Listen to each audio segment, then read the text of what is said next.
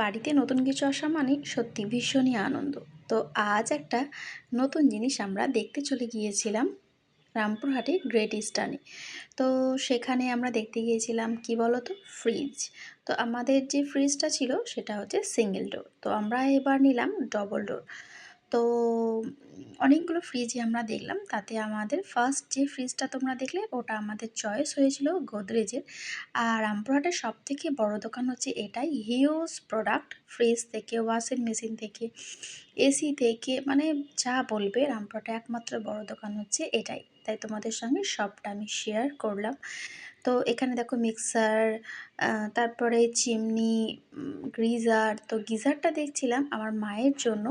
তো মায়ের জন্য একটা গিজার এখান থেকে পারচেস করেছি। তো আমার বাড়ি যাবতীয় যা কিছু সমস্ত কিছুই আমি এখান থেকেই কিনি, মানে ইলেকট্রনিক জিনিস।